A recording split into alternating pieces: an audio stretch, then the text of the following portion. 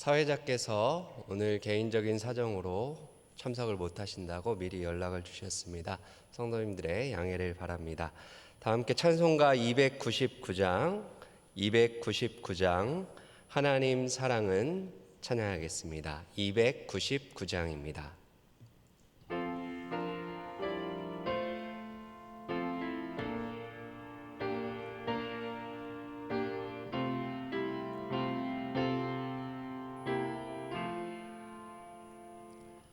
하나님 사랑은 온전한 참 사랑 내 맘에 부어주시사 충만케 하소서. 내 주님 참 사랑 햇빛과 같으니 그 사랑 내게 비추사 뜨겁게 하소서. 그 사랑 앞에는 풍파도 그치며 어두운 밤도 환하니 그 힘이 크도다. 하나님 사랑은 온전한 참 사랑 내 맘과 영에 채우사 새 힘을 주소서.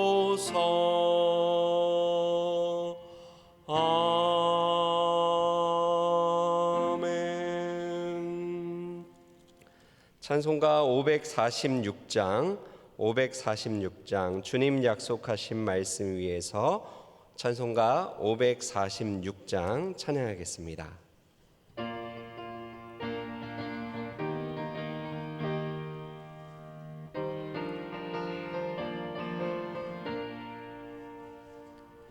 주님 약속하신 말씀 위에서 영원토록 주를 찬송하리라. 소리 높여 주께 영광 돌리며 약속 믿고 굳게 서리라. 굳게 서리 영원하신 말씀 위에 굳게 서리. 굳게 서리 그 말씀 위에 굳게 서리라. 주님 약속하신 말씀 위에서 세상 염려 내게 엄습할 때에 용감하게 힘써 싸워 이기며 약속 믿고 굳게 서리라. 굳게 서리 영원하신 말씀 위에 굳게 서리. 굳게 서리 그 말씀 위에 굳게 서리라. 주님 약속하신 말씀 위에서 영원하신 주의 사랑 힘입고 성령으로 힘써 싸워 이기며 약속 믿고 굳게 서리라.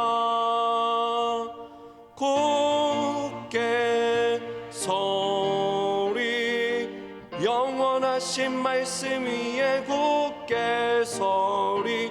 굳게 서리 그 말씀 말씀 위에 굳게 서리라. 주님 약속하신 말씀 위에서 성령 인도하는 대로 행하며 주님 품에 항상 안식 얻으며 약속 믿고 굳게 서리라. 굳게 서리 영원하신 말씀 위에 굳게 서리 굳게 서리 그 말씀 위에 굳게 서리라. 사도신경으로 우리의 신앙을 고백하겠습니다. 나는 전능하신 아버지 하나님 천지의 창조주를 믿습니다. 나는 그의 유일하신 아들 우리 주 예수 그리스도를 믿습니다. 그는 성령으로 잉태되어 동정녀 마리아에게서 나시고 본디오 빌라도에게 고난을 받아 십자가에 못 박혀 죽으시고 장사된 지 사흘 만에 죽은 자 가운데서 다시 살아나셨으며 하늘에 오르시어 전능하신 아버지 하나님 우편에 앉아 계시다가 거기로부터 살아있는 자와 죽은 자를 심판하러 오십니다. 나는 성령을 믿으며 거룩한 공교회와 성도의 교제와 죄를 용서받는 것과 몸의 부활과 영생을 믿습니다. 아멘. 함께 보실 하나님의 말씀은 여호수아 15장입니다. 여호수아 15장 63절 말씀입니다. 구약성경 344페이지쯤에 있는 여호수아 15장 63절 말씀입니다.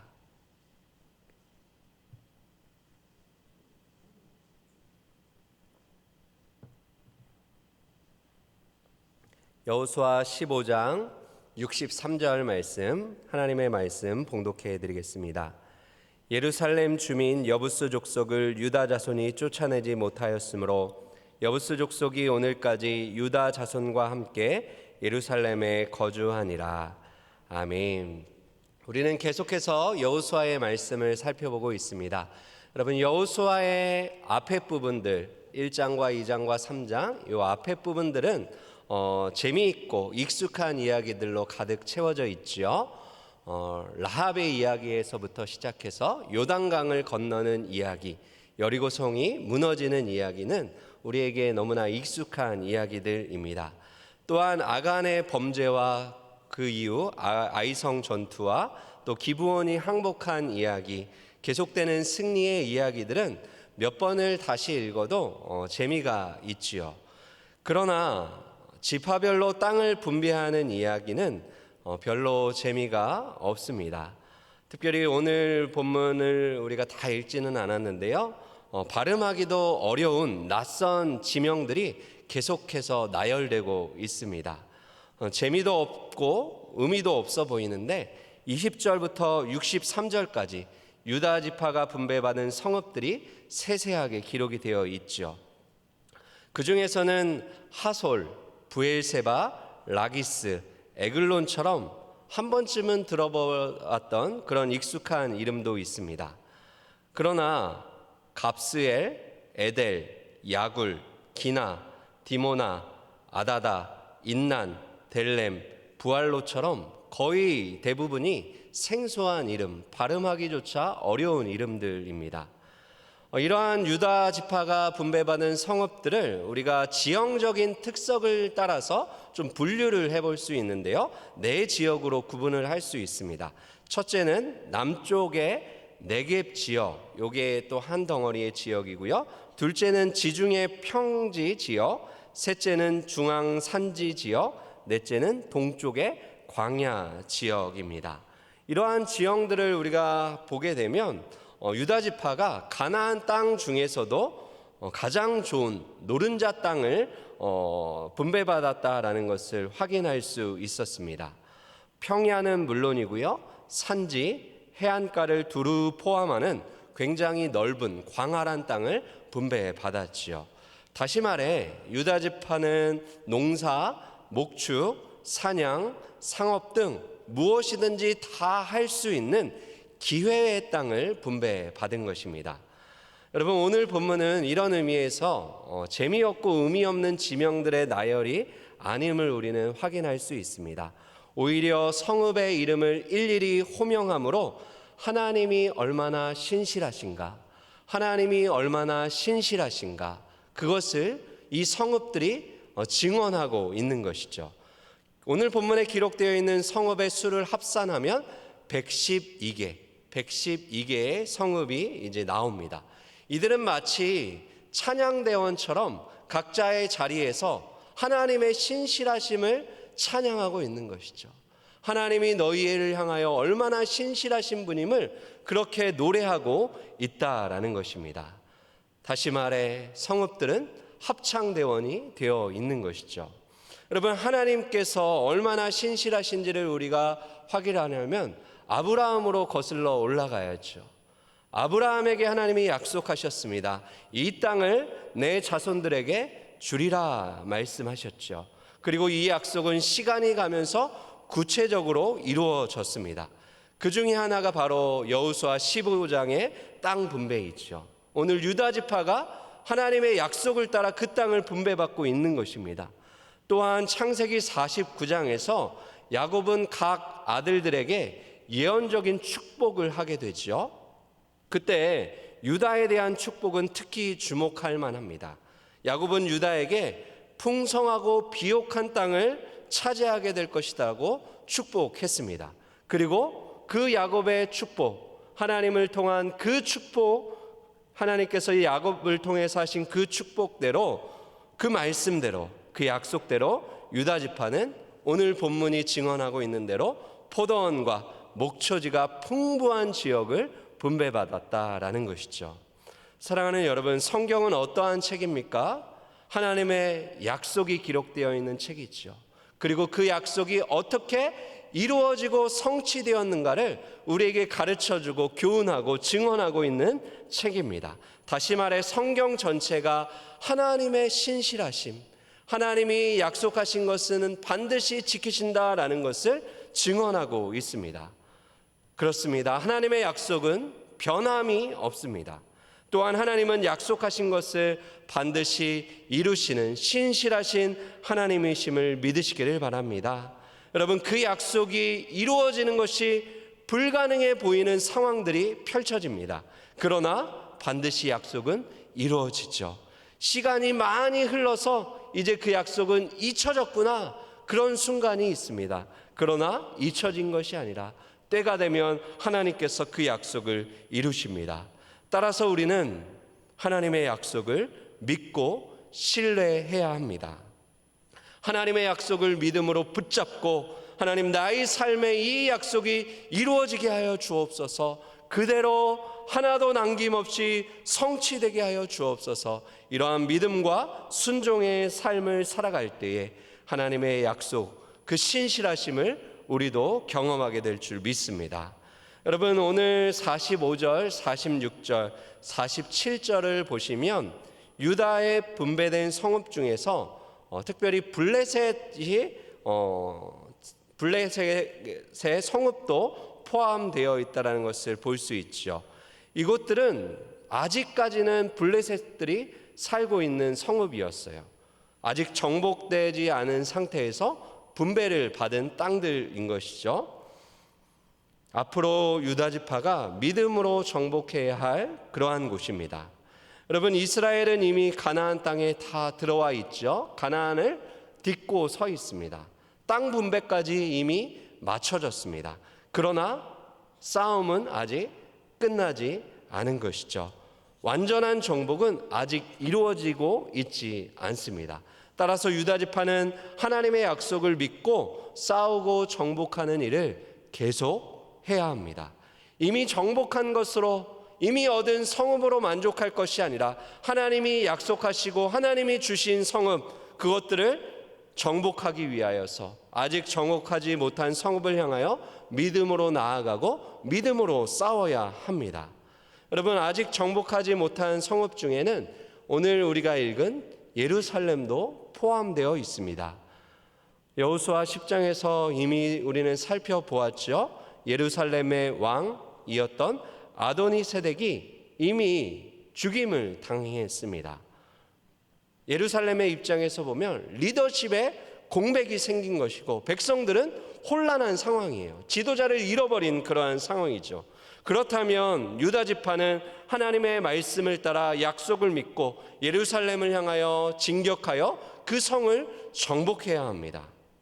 하지만 오늘 우리가 읽은 본문은 예루살렘에서 여부스 족속을 쫓아내지 못했다라고 이야기하고 있죠.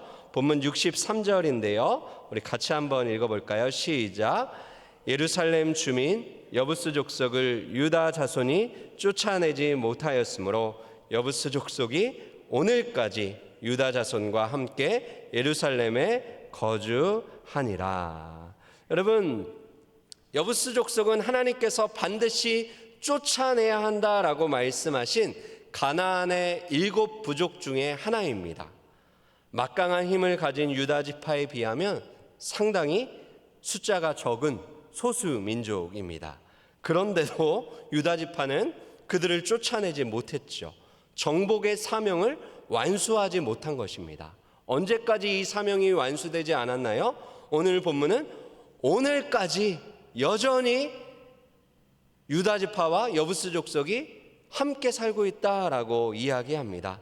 여호수아 시간이 흐르고 흘러서 여호수아서가 성경으로 글로 기록될 당시까지 이미 정복했어야 하는데 오늘까지 그러지 못했다, 미완성으로 남아있다라고 성경은 이야기하고 있는 것이죠.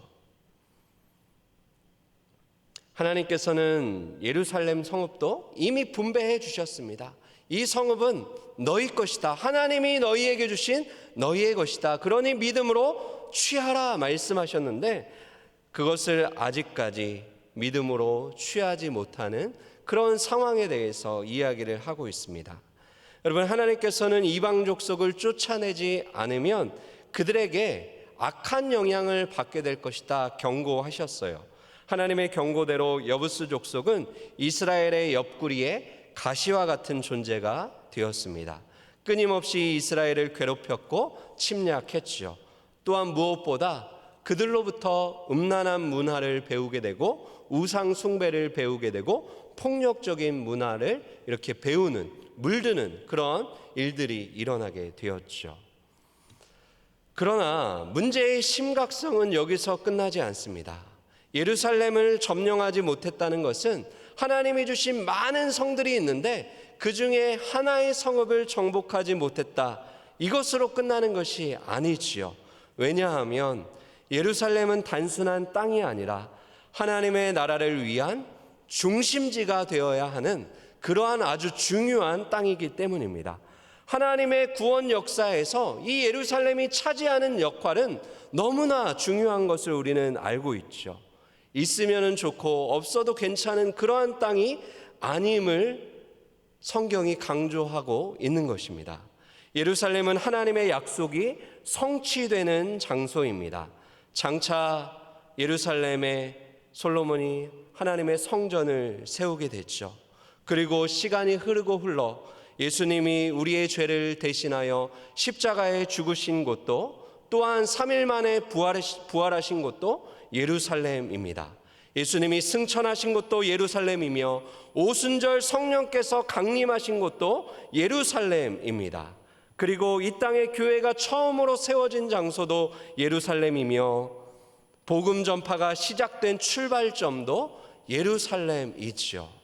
이처럼 예루살렘은 하나님의 구원의 드라마가 펼쳐지는 중심 무대, 없어서는 안 되는 그러한 중요한 장소인데 유다 지파가 오늘까지 그 사명을 완수하지 못했다라고 얘기하고 있습니다.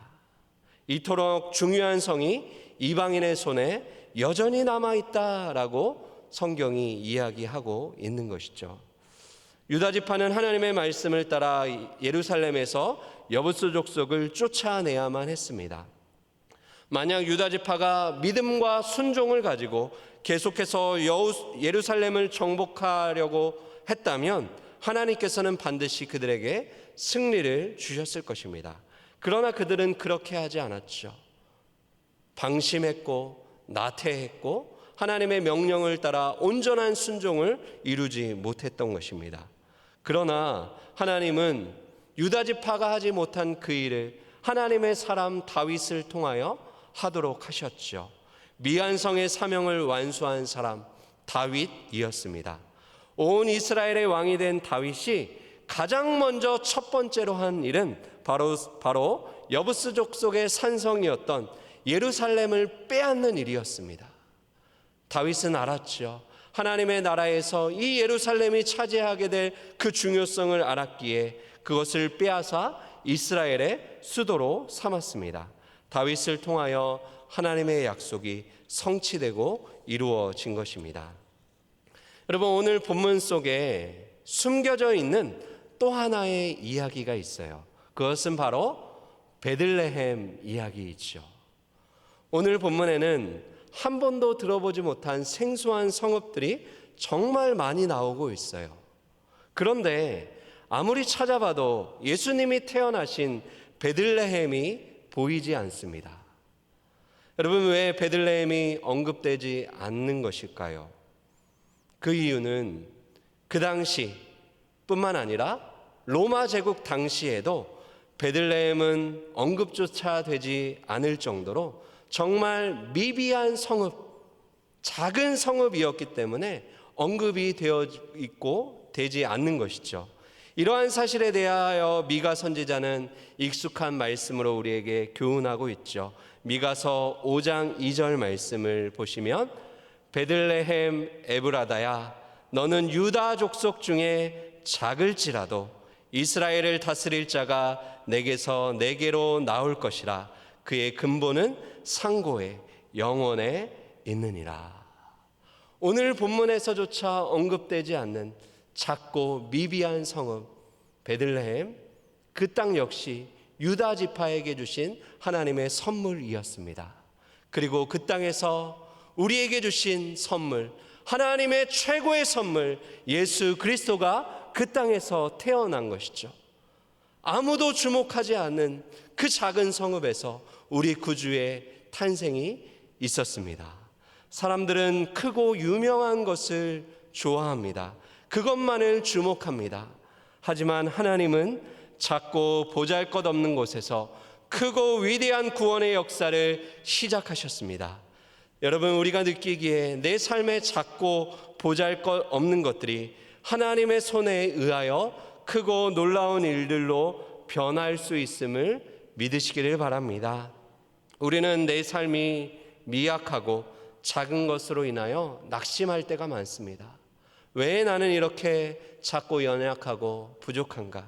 그러나 하나님은 그러한 약함을 통하여, 작고 부족함을 통하여 크고 위대한 역사를 이루어 가십니다. 사랑하는 여러분, 하나님은 약속하신 것은 반드시 이루시는 신실하신 하나님이십니다.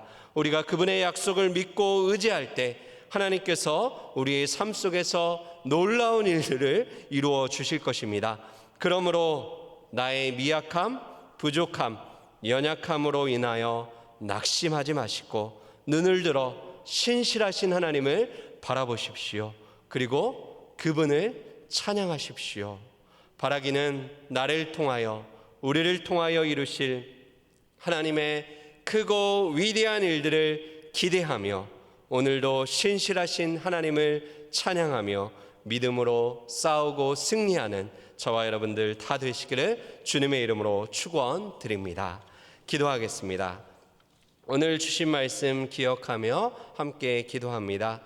담임 목사님을 위하여 기도할 때 계속되는 신방의 사역, 설교의 사역 가운데 성령 충만하게 하시고 육체를 강건하게 붙잡아 달라고 기도해 주시고요. 오늘은 금요일 철야가 있는 날입니다. 철야에 또 온 성도들 함께 기대감을 가지고 나와 하나님을 찬양하고 말씀 듣고 기도할 때 하나님의 놀라운, 크고 놀라운 역사를 경험할 수 있도록 기도해 주시기를 바랍니다. 이 나라의 민족을 위해서 기도해 주시고요. 모든 어려움과 혼란들이 또 하나님의 은혜 가운데, 능력 가운데 또 잘 해결되어져서 이 땅이 다시 한번 하나님이 다스리는 영광스러운 나라로 나아갈 수 있게 해달라고 나라를 위해서 기도해 주시고요. 선교사님들과 선교지의 교회와 환우들과 여러분들 개인의 기도의 제목 가지고 주여 한번 부르고 합심하여 기도하겠습니다. 주여. 살아계신 하나님 감사합니다. 오늘도 귀한 말씀으로 우리에게 가르쳐 주시니 감사합니다. 하나님이 신실하신 분이심을 다시 한번 확인하게 하시니 감사합니다. 아브라함에게 약속하신 것, 이삭과 야곱에게 약속하신 것, 그 약속대로 하나님이 이루시는 것을 우리가 보았습니다. 하나님, 오늘 내 삶에도 하나님의 약속이 신실하게 이루어지고 있음을 고백합니다.